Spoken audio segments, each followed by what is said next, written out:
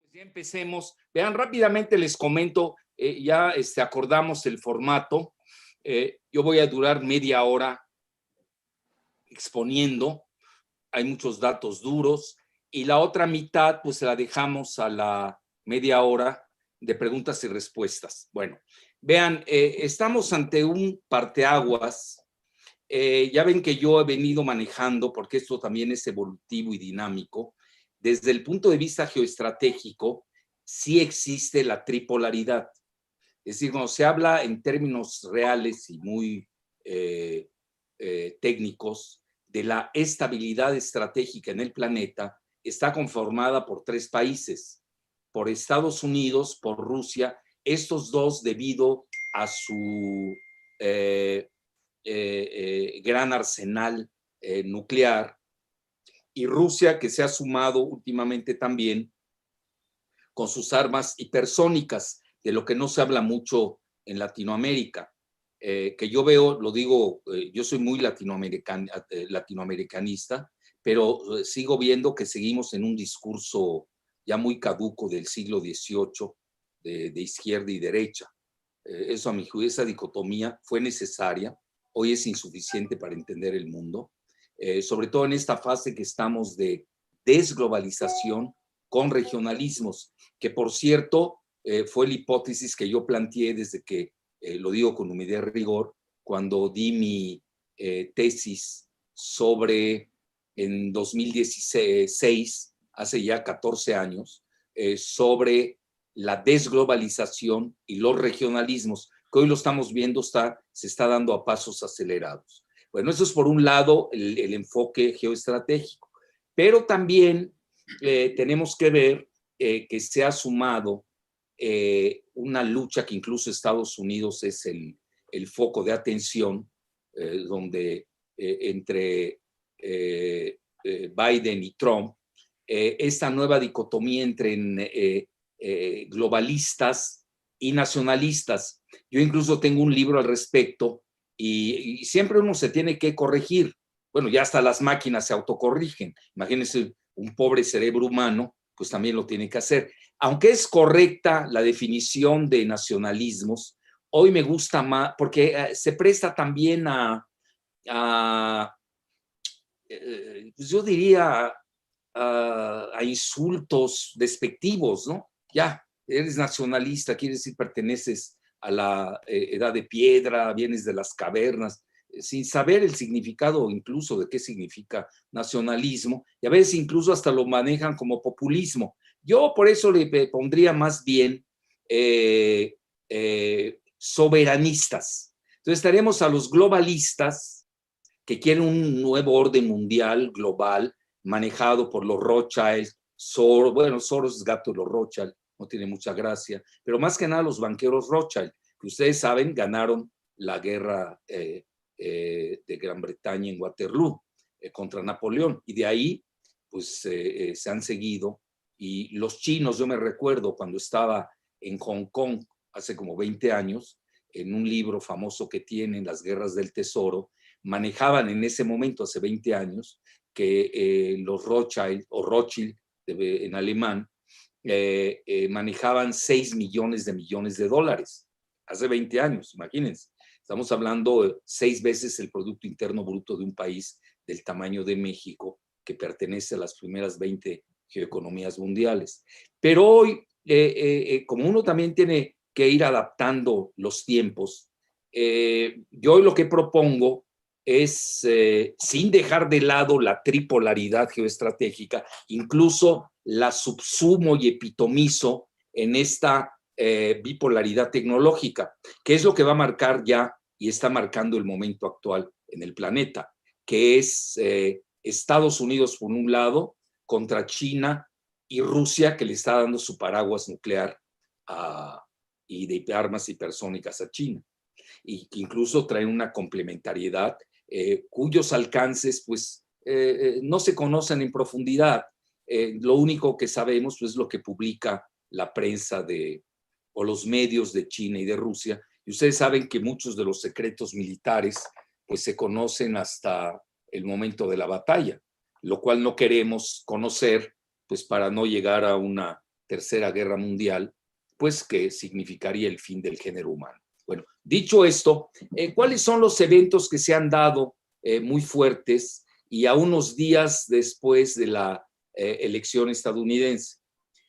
Pues está el RCEP, que ya saben, también lo hemos manejado en el Instituto de Investigaciones Económicas de la UNAM desde hace mucho, que es este grupo, y ojo con las palabras definitorias, que se llama el Regional Comprehensive Economic Partnership, que quiere decir la asociación económica integral regional. Repito la palabra regional, en donde entran 15 países, encabezados por China, sin lugar a duda. Entonces ahí están los 10 países que forman parte de la ASEAN, ASEAN, que son los 10 países del sudeste asiático, y 3 potencias geoeconómicas de primer orden, de lo que no se está hablando. Como que la impresión que tengo es de que con esta nueva conformación de este bloque geoeconómico, que es el mayor del planeta, supera al bloque de la Unión Europea, supera al bloque de Norteamérica, visto como T-MS, que es en el que está México, que es el de, por sus siglas, T de tratado, luego M de México, E de Estados Unidos y C de Canadá, que es el que suple con Trump al TLCAN que habían formulado, ustedes se acordarán, Salinas con Daddy Bush, y ya no me acuerdo, creo que estaba Mulroney de primer ministro. Si me equivoco, pues me disculpan. Lo de menos hoy en la modernidad es googlear y ver de quién se trataba. Aquí no estamos dando datos de memoria. Yo no uso teleprompter normalmente. Entonces aquí mi aportación es más semi-cuantitativa y más cualitativa. Entonces, dicho esto, hay 3 países de primer nivel que, como son China, Japón y Sudcorea, que están dentro de este nuevo bloque, y además de 2 países anglosajones, que son Australia y Nueva Zelanda. Bueno, ¿por qué digo que este 15 RCEP encubre a los 3 grandes? Porque si nosotros vemos el PIB nominal, es decir, tal cual, según los datos del FMI del 2020, pues tenemos que solamente China, más Japón, más Sudcorea, hoy superan el PIB de Estados Unidos los 3 juntos. Eso es muy importante, como que esta parte de ese, no sé, la están como ocultando. Sí, pero cuando nos damos cuenta, ahí estaba viendo yo mis cálculos, representan el 81% estos 3 países, China, Japón y Sudcorea, del total del RCEP. Eso es muy importante. Y estamos hablando que ya el RCEP como tal pues supera tanto el TMEC como la Unión Europea. Estamos hablando del mayor conglomerado geoeconómico, bloque geoeconómico del planeta, que tiene más o menos 26.5 millones de dólares, trillones en anglosajón, y que comporta a 2.200 millones de habitantes. Entonces, esto naturalmente lleva connotaciones muy fuertes, y en medio de esto, rápidamente les resumo a ver qué tipo de diapositivas ponemos. No las voy a poner todas, tenía como 20 o 22. Este es el libro que saco la semana entrante, La guerra multidimensional entre Estados Unidos y China. Aquí quizás debía haber puesto el subtítulo de la ponencia que les di hoy, nada más que este libro, lo empecé a organizar desde el mes pasado, y naturalmente, sabes, a uno con esta vertiginosidad que estamos viviendo en el planeta, pues me ganó el tiempo. Entonces, pero yo creo que sí hubiera sido más conveniente, aunque es otra visión, aunque viene un capítulo exprofeso para la nueva bipolaridad tecnológica, viene un capítulo exprofeso para ello. Pero realmente mi enfoque era que sí, en la época de Trump se dio la guerra multidimensional a todos los niveles. Entonces, ya, resumiendo, una de esas guerras era la cuestión de los chips. Ayer, a mi juicio, el talón de Aquiles de China, porque lo que estaba tratando de hacer Estados Unidos con Trump, que parece ser no va a ser la misma política de Biden, que es menos hostil hacia China, lo cual también hay que matizar, porque vean, yo que sigo mucho los reportes del Pentágono, el Pentágono ve como competidores tanto a China como a Rusia. En eso no hay que equivocarse. Ahí se sigue manteniendo a nivel militar este aspecto del orden tripolar.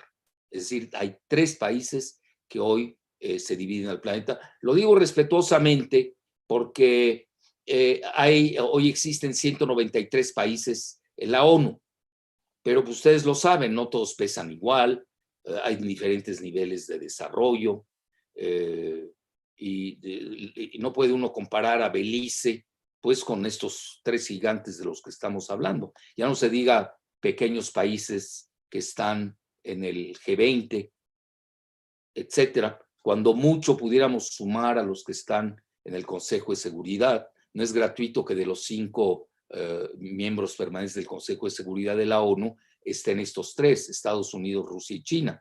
Y los otros 2, ustedes saben, son Francia y Gran Bretaña, precisamente porque tienen armas nucleares de primer nivel. Y obviamente geoeconomías también importantes, pero en declive, como viejas potencias coloniales. Entonces, dicho esto, una de las guerras, dentro de la guerra multidimensional, está la guerra de los chips, que ese es el lado vulnerable de China. Y Trump intentó precisamente pues, romper lo que se llama el suministro, la cadena de suministro, y sobre todo en lo que se refería al 5G de Huawei. Ya ven que ahí se dio una guerra que parece ser puede mermar puede disminuir con Biden. Y ahí sí se estaba notando demasiado cuando China lleva la delantera en inteligencia artificial, en el 5G y hasta en el 6G China a nivel del espacio sideral. Y ustedes saben, incluso a nivel del alunizaje en la Luna, nada más lo han hecho 3 países. India fracasó en un intento, no lo digo en orden, está Estados Unidos, Rusia, pero la única que ha llegado a la parte oscura de la Luna en su alunizaje reciente es China, lo cual demuestra que ya rebasó tanto a Estados Unidos como a Rusia en este ámbito, porque ellos 2 no lo han podido hacer, porque se requiere de una estación intermedia para que a su vez impulse precisamente pues el equipamiento de alunizaje que lo dieron en la parte oscura de la Luna. Entonces, ya dicho esto, pues ya les planteé más o menos de qué versa esto. Yo les diría que hace 3 días, curiosamente, salió un reporte muy amplio de la Sociedad Asiática que tiene su sede en San Diego, y la idea de ellos es de que con Biden él va a tratar más que nada no a romper las cadenas de suministro del 5G y sus chips de Huawei y en general de todos los semiconductores de China, sino que va a intentar colaborar en el 5G. Bueno, eso merece todo un tratamiento, pero lo que les quiero decir, vean, yo creo que estamos padeciendo de varios defectos metodológicos de pensamiento. El primero es que siempre tendemos, quizás porque estamos muy intoxicados y por ser vecinos de la que fuera la otrora superpotencia unipolar, que practican un maniqueísmo ya muy chafa, se los digo abiertamente. Vean, yo he estudiado muy a fondo qué es el maniqueísmo desde Maní, de los persas, Y siempre se basaba en la luz versus la oscuridad, etc. Y puede ser muy bonito a nivel religioso, incluso Maní era muy ecuménico porque también había aportado ideas del cristianismo como del hinduismo, etc.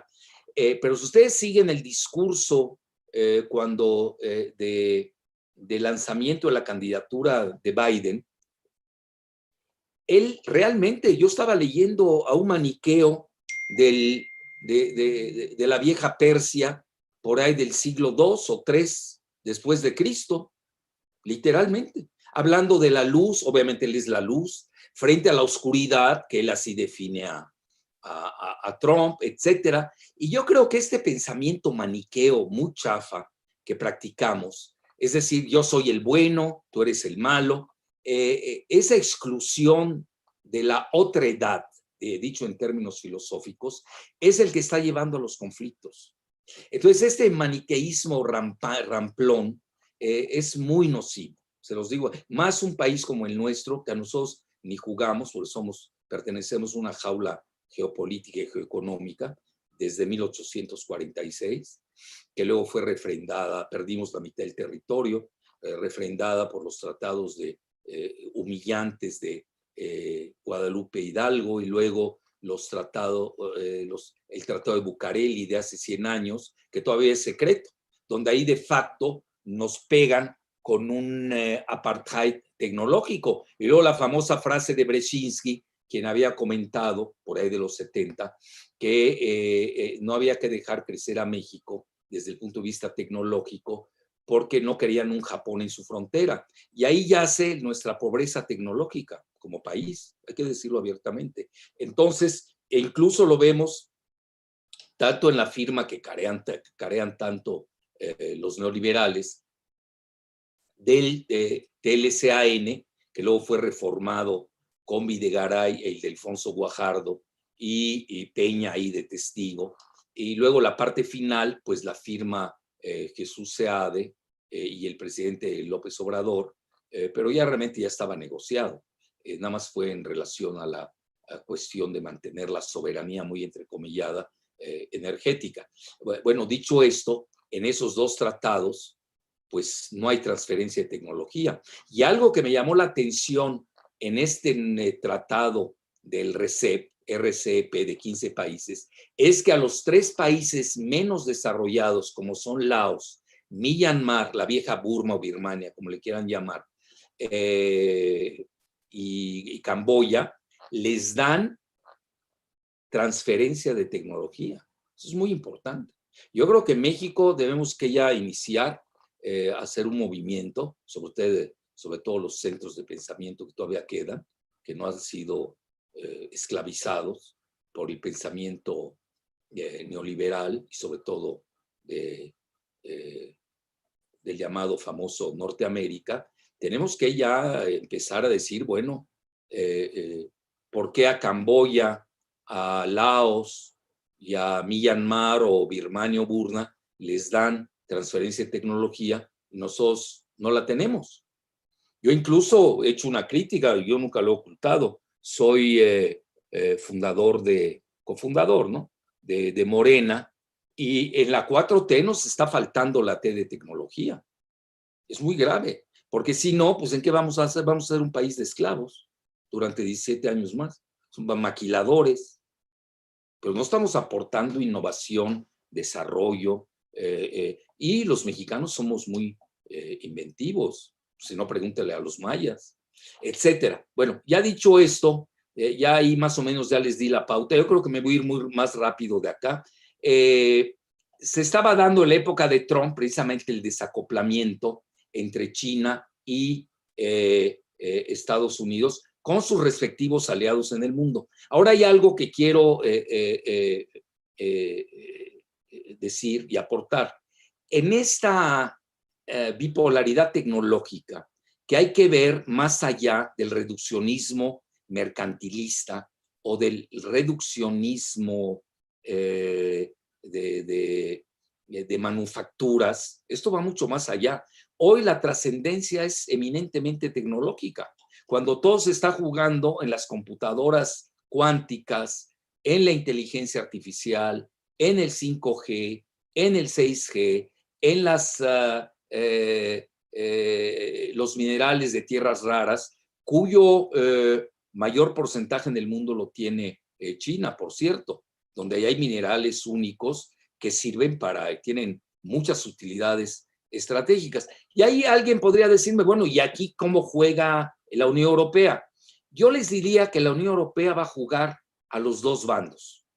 Es decir, va a tener traslapes tanto atlánticos como continentales con las 3 rutas de la seda que tiene China como proyecto. Una es la continental, ustedes ya saben, la otra la marítima, y la otra que va a ser la del Ártico, donde la logística pues tendrá la mitad de tiempo de las otras 2 rutas de la seda, tanto marítima como continental, debido a que el Ártico, por la consecuencia del cambio climático, pues naturalmente ya van a tener mayor facilidad con el deshielo, pues de transportar toda su panoplia de mercancías hasta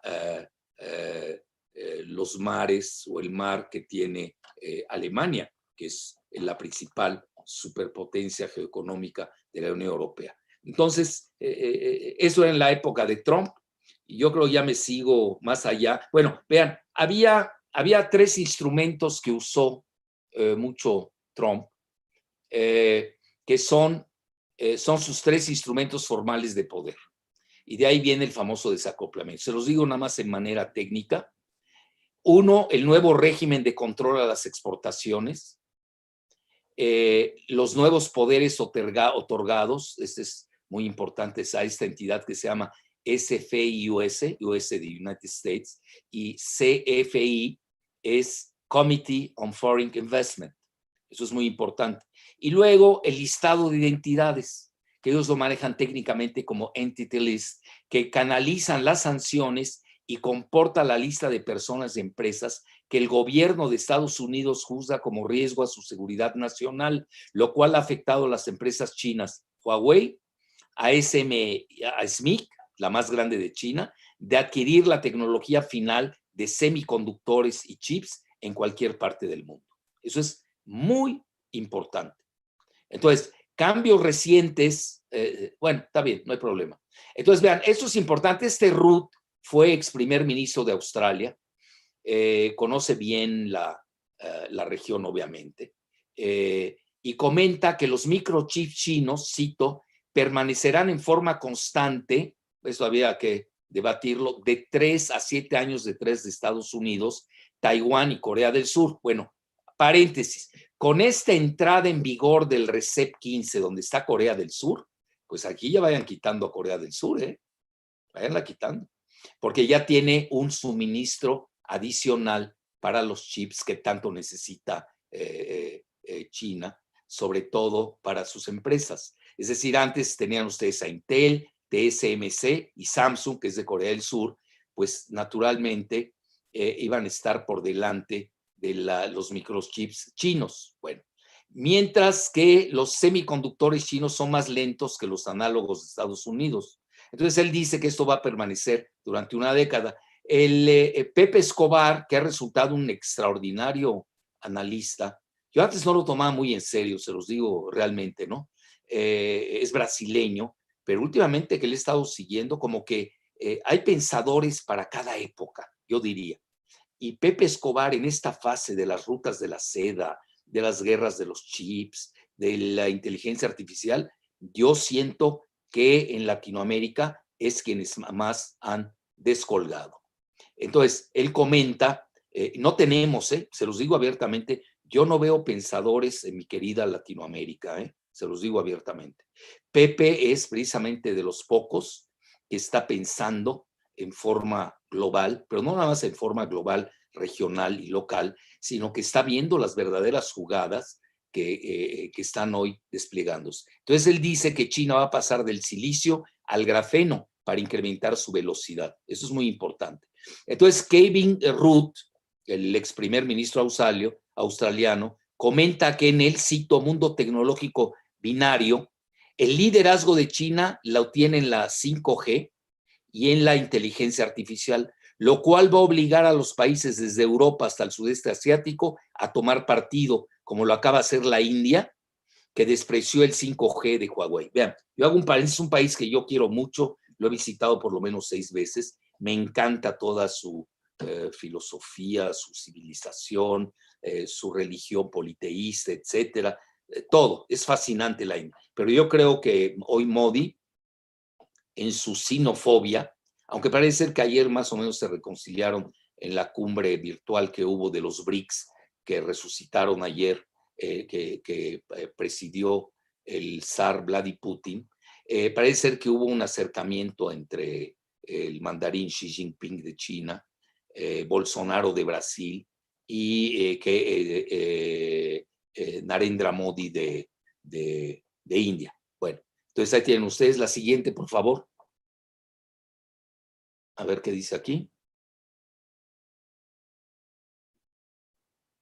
Bueno, esa es la manera en que está replicando China y por eso es importante ver la división en dos esferas tecnológicas con parámetros chinos y estadounidenses. Primero, la respuesta china, ellos ya daban por hecho, pensaban que incluso se iba a reelegir Trump, el desacoplamiento irreversible, independientemente de la identidad del presidente. Bueno, y dice, va a operar en 5 áreas bien definidas. Una, las cadenas de suministro global donde Estados Unidos depende de China, como el equipamiento médico y farmacológico. 2, las tecnologías críticas, cuando está en puertas la balcanización del Internet, que ya se conoce como el Splinternet, ya es una realidad. Por eso hablo de esta dicotomía o esta bipolaridad tecnológica, por un lado Estados Unidos frente a China, pero con su alianza que tiene militar y también geoeconómica y petrolera con Rusia.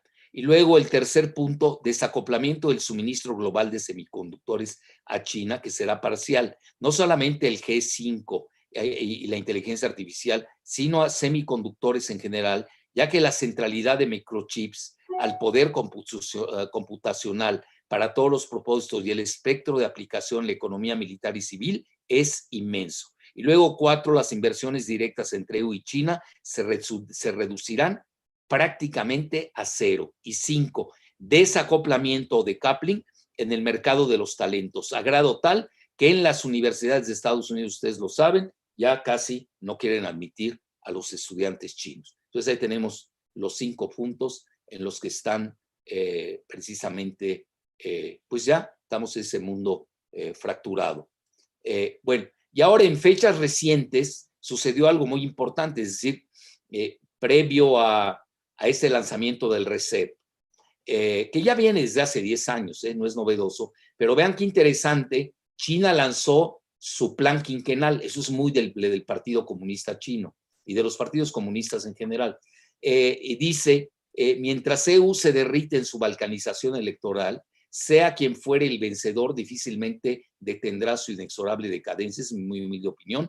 El Partido Comunista Chino se prepara para convertirse en una superpotencia, que ya lo es a nivel geoeconómico, astrofísico, con el alunizaje en el lado oscuro de la Luna y tecnológico, con su liderazgo en la 5G y la 6G en el espacio sideral. En medio de la guerra multidimensional que libra EU contra China, en el 5º pleno del Partido Comunista China, su comité central, con más de 200 miembros de su élite, celebró a puerta cerrada, ojo, a puerta cerrada, su más importante cónclave del año, que duró 4 días en Pekín, y anunció en un comunicado su plan quinquenal para concretar su autarquía tecnológica. Es decir, ellos, ya después de la enseñanza que tuvieron con la guerra multidimensional con Trump, ya no quieren depender más del suministro de cualquier ítem, es decir, de cualquier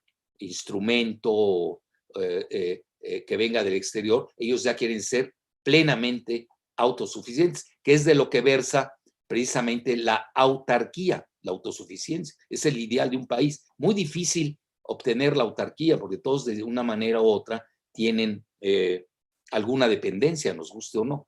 Es de un país como el nuestro, Somos los más antiautárquicos del planeta, sin duda.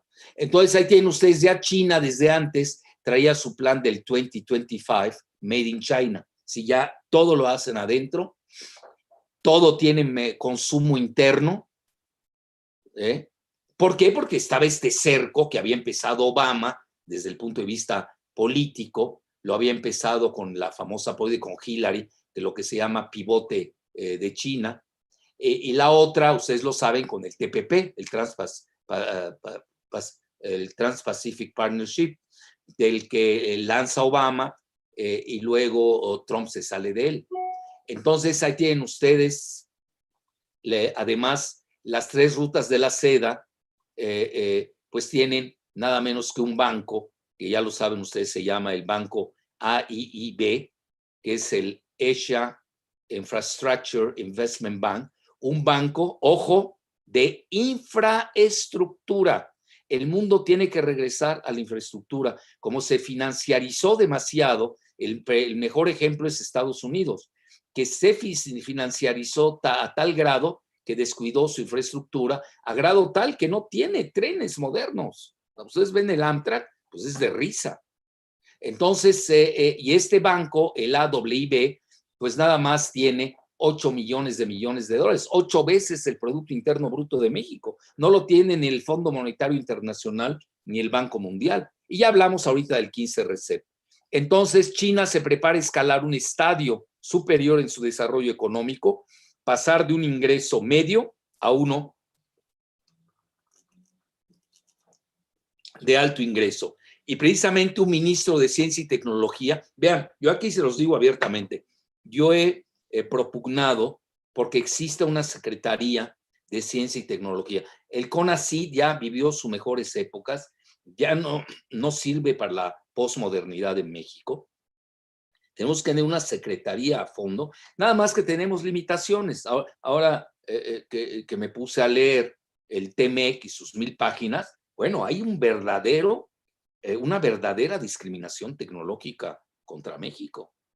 Somos el patito feo en todos los ámbitos, sobre todo en el cibernético. Entonces, este ministro comenta en su nueva fase China, incorporó un nuevo concepto de desarrollo. Fíjense, es la primera vez que un plan quinquenal se consagró al capítulo específico de la tecnología. Entonces, no hay que perderse. Desgraciadamente aquí, con los tratados de libre comercio que empezó Salinas, que él es de cierta manera el padrino del ITAM, como que nos intoxicaron las televisoras con tanto librecambismo mercantilista, con las manufacturas también, que nadie las está despreciando. Pero hoy la etapa superior del desarrollo humano es la tecnología. Y si no estamos en ella, pues ¿a qué jugamos? ¿A ser esclavos? Bueno, ahí tienen las 3 rutas de la seda. La tienen la continental. Es esta, la que está en azul. Vean Beijing. Yo he tenido la suerte de estar en Xi'an. Ahí están las terracota. Allá incluso hay un barrio musulmán. Por acuérdense que ellos estaban muy conectados con Centro Asia y con Irán. Vean, al final del día casi todo desemboca en Alemania. Y la ruta de la seda marítima, porque acuérdense que está cercada totalmente China, sobre todo por la flota de Estados Unidos, pues aquí vean cómo va pasando en varios puertos del sudeste asiático. Tiene que pasar por el estrecho, ¿cómo se llama este estrecho? Siempre se me olvida. Es un estrecho que además lo conozco de los 2 lados, tanto del lado de Singapur y de Malasia, como del lado de Indonesia. Ahorita me acuerdo el nombre de ese estrecho. Y entonces tiene que pasar por acá y entra al Océano Índico, y luego para llegar a Gwadar, que es un puerto importante que está construyendo China con Pakistán, y respectivamente al Golfo Pérsico. Si no, va a Djibouti, donde ya China tiene su puerto, y de ahí una base naval, y de ahí por el canal de Suez llegar al Mediterráneo y penetrar al sur de Europa. Y vean, renace por la vía marítima Venecia, que quienes conocemos Venecia, pues nos damos cuenta, incluso en el mejor lugar de Venecia, ahí los chinos tienen un consulado de lujo. A mí me llama mucho la atención cuando estuve la última vez, o la más reciente vez, espero que no sea la última. Entonces, vean cómo penetran por el lado sur. Y aquí yo diría es a contracorriente de Marco Polo, porque Marco Polo lo hizo de Venecia, pasando por Centro Asia, para llegar hasta Beijing. Ahora los chinos lo están pensando por la vía marítima para penetrar por el sur de Europa y vean, para desembocar precisamente en toda la parte, pues la más importante que es geoeconómicamente hablando, que es Alemania, Holanda, etcétera. Y la del Ártico, ahí lo tienen, como, aunque China, los chinos son muy simpáticos, ustedes se dan cuenta quien realmente es el principal accionista, vamos a ponerlo así, de las fronteras del Ártico, pues es Rusia. Y China se acaba de autodefinir como una potencia casi del Ártico, así literal, casi del Ártico. Entonces ahí tienen cómo va moviéndose y llega también de nuevo cuenta al puerto de Rotterdam. Y así para que vean, son sus 3 rutas de la seda. Ahí lo vean, aquí se ve mejor, en esta pequeña, tienen ustedes se le conoce como la ruta del mar del norte, y vean ustedes cómo puede pasar por el polo norte, toda la ruta, ahí la tienen aquí, el pasaje, todo lo que tiene que ver con la ruta de la seda del Ártico. La siguiente, por favor. Bueno, ahí está, ahí tienen ustedes, este era el TPP, en el que supuestamente está México. Nosotros siempre hemos apostado del lado equivocado, por desgracia.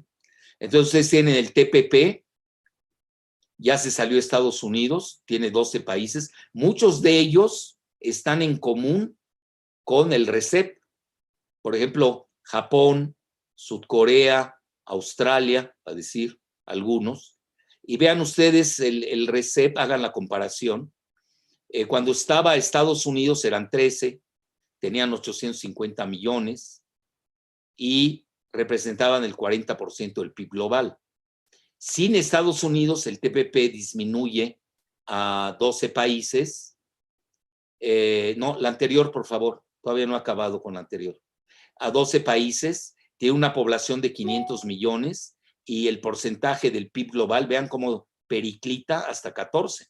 Entonces es obvio que los países que están, yo sobre todo en Asia, del TPP, pues los va a jalar el foco de atracción de que es China, sin duda.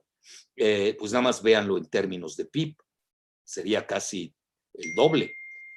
Mientras que con el RCEP, estamos hablando de 15 países, ya se los había dicho, 2.200 millones y casi el 30%, la tercera parte del PIB global. Ahí lo tienen ustedes.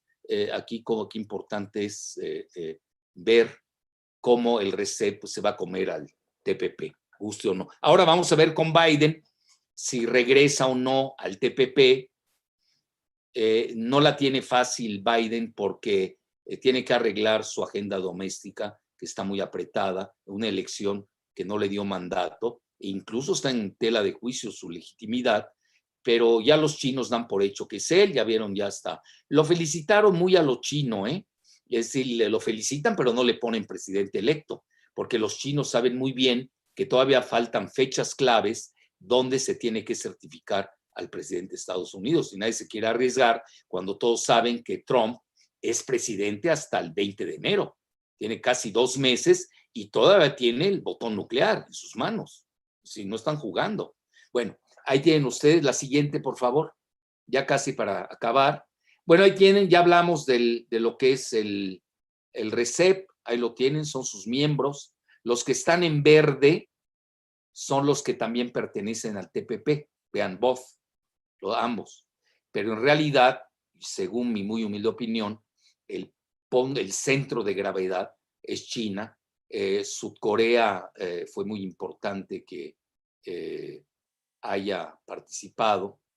Entonces ahí también tienen a China y aquí tienen Australia y Nueva Zelanda. La siguiente, por favor. Bueno, ya esta ya la vimos. Sigamos, por favor. Yo creo que ya para dejarles esto es más de geopolítica. Y vean, trae un programa Mike Pompeo que se llama Clean Network, limpiar las redes. Pues casi era una guerra contra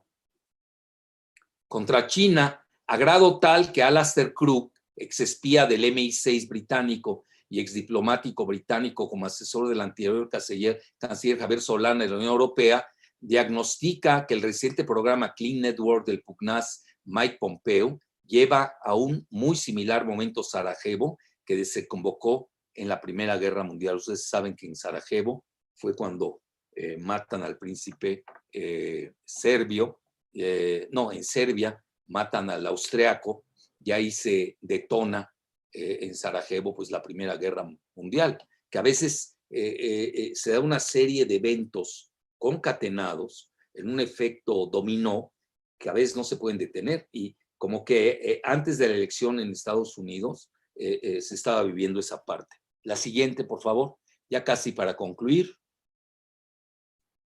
Bueno, eso ya lo vimos, de cierta manera ya lo dije. La siguiente.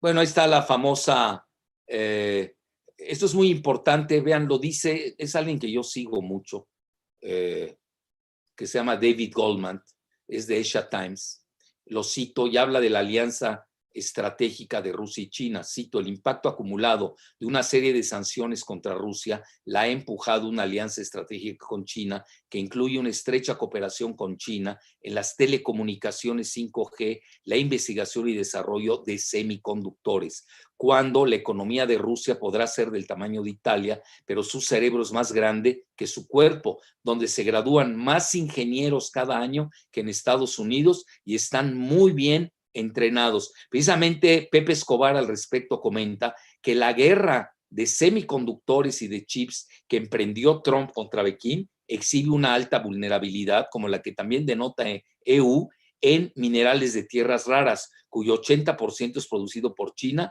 y en particular su muy sensible segmento militar.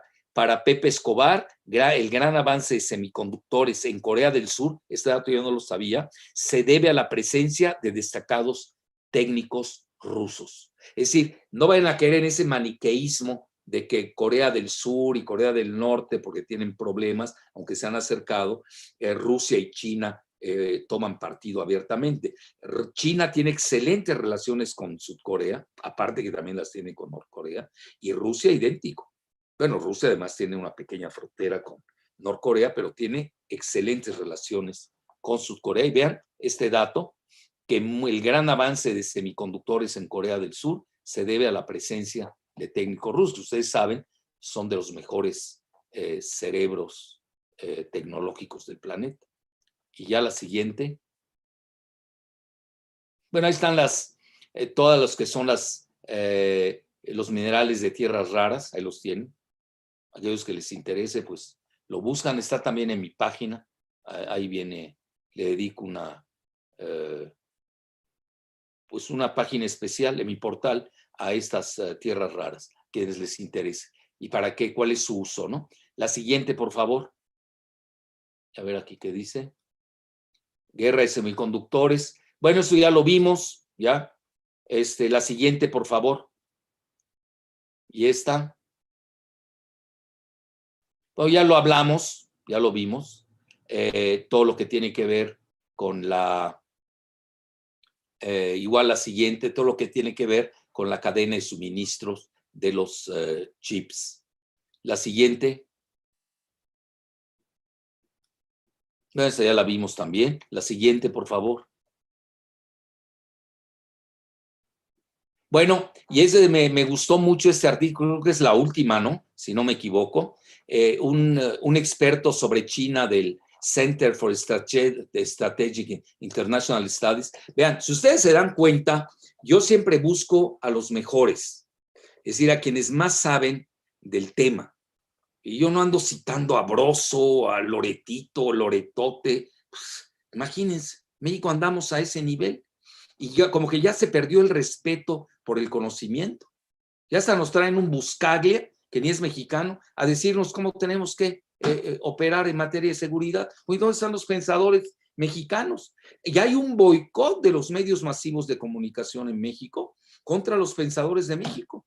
Es increíble. Todos los cerebros que tenemos en la UNAM, en la UAM, en el POLI, en las grandes universidades nacionales, en la BOAP, en Nuevo León, en Mérida, y desgraciadamente no puedo decir lo mismo las privadas, porque las privadas no investigan en México. Tiene ese gran defecto. En Estados Unidos, las universidades privadas sí investigan. Igual las públicas, en México las privadas. Dígame algo que haya inventado una universidad privada de México. Una aportación. Nada. Las únicas que están investigando en el país son las públicas y como que padecemos una discriminación de parte de los medios masivos de comunicación que además usan las frecuencias del Estado.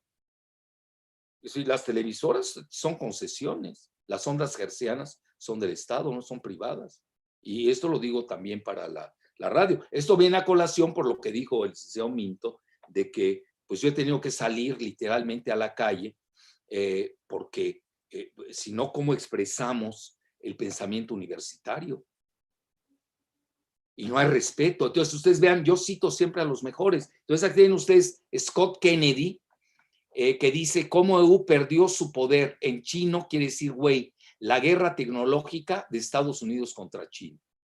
En un webinar, que por cierto lo vi, me encantó, bajo los auspicios del vicedirector del portal ProNippon Asia Times, David Goldman, cito, EU está perdiendo la guerra tecnológica, lo cual puede dañar gravemente la economía y la seguridad nacional de Estados Unidos. Y dice, la campaña para aislar a Huawei y la iniciativa máxima de desacoplar la tecnología amenaza su histórico éxito y acelera la independencia tecnológica de China.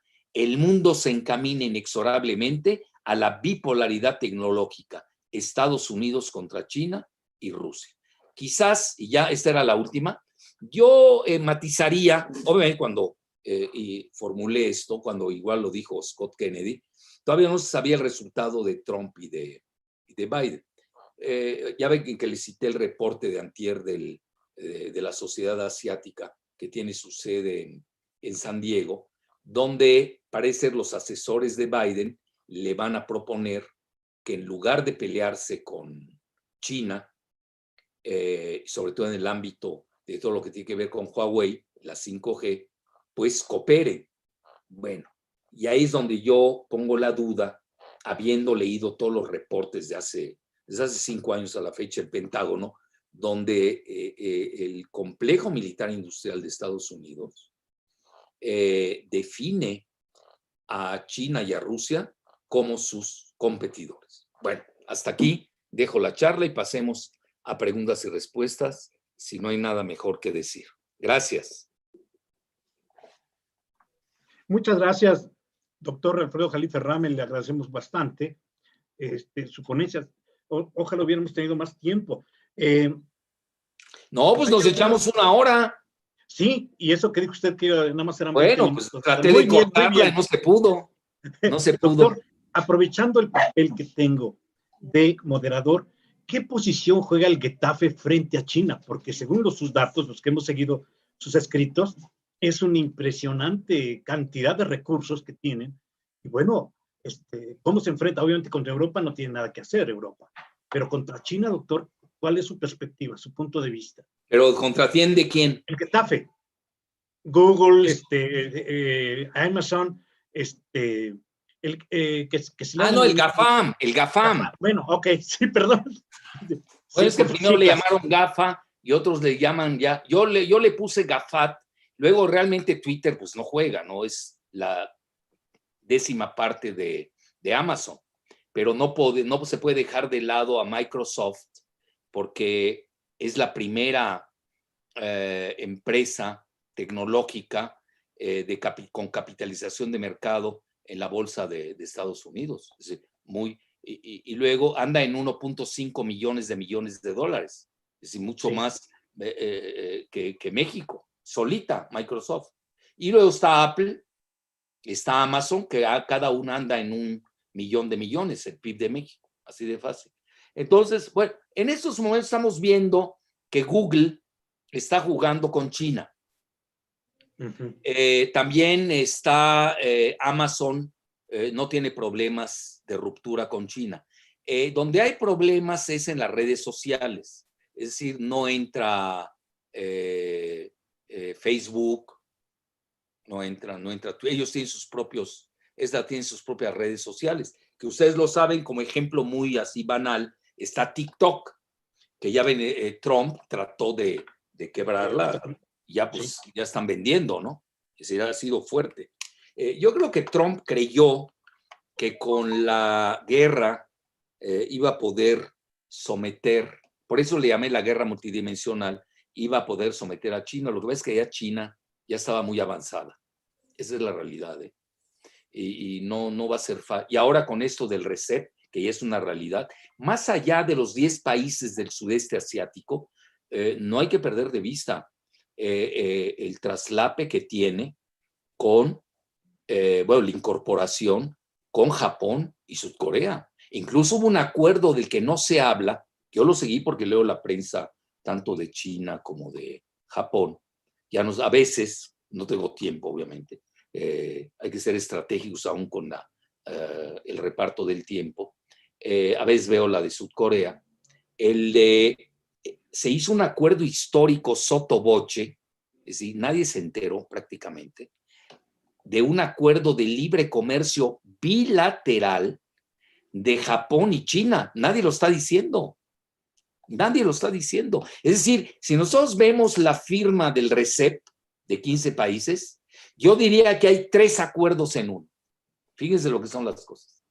Está el acuerdo como tal, del que ya hablamos, pero están los 3 países grandes, a nivel tecnológico son los más avanzados, nos guste o no, que son China, Japón y Sudcorea, que entre los 3 representan el 81% del PIB de todo el RCEP.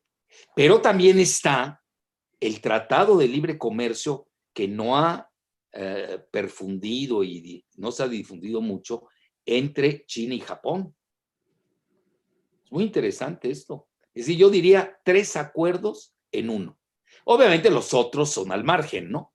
Pero forman parte de. Entonces, imagínense hoy el problema de Chile, el suministro de chips.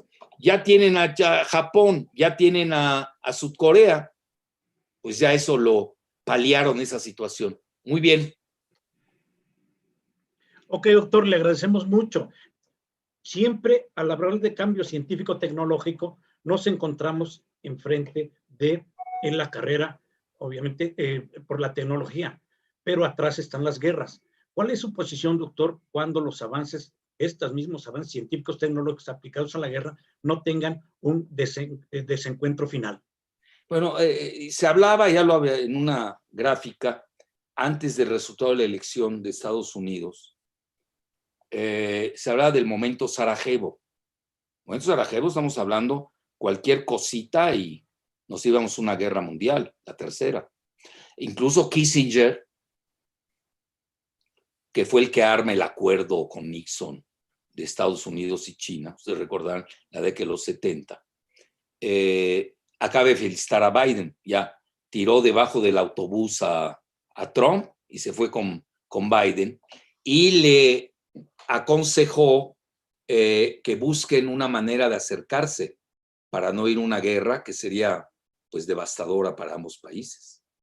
Entonces, yo creo que Estados Unidos despertó muy tarde del avance chino y lo subestimaron a los chinos. Vean, independientemente de que uno esté a favor, eso son cuestiones subjetivas, y yo creo que Obama y Hillary van a pasar a la historia, bueno, más que nada Obama, como el Gorbachev de Estados Unidos, el que realmente perdió frente a China y a Rusia, que resucita a Rusia de los cementerios y empuja a Rusia a los brazos de China y obliga a China, acuérdense que le toca, cuando China realmente se separa del proyecto estadounidense, fue en 2008, cuando la famosa quiebra de Lehman Brothers. Entonces dijeron los chinos, ya no seguimos jugando, Ya no nos conviene este tipo de cooperación tan parasitaria, donde Estados Unidos quiebra, deshace, imprime dólares y nos lleva al resto del mundo en su vorágine. Entonces, yo creo que hay que ver más allá de la cuestión personal, hay que ver concreciones, ser más estructurales. Y para mí, Obama es el Gorbachov de los Estados Unidos.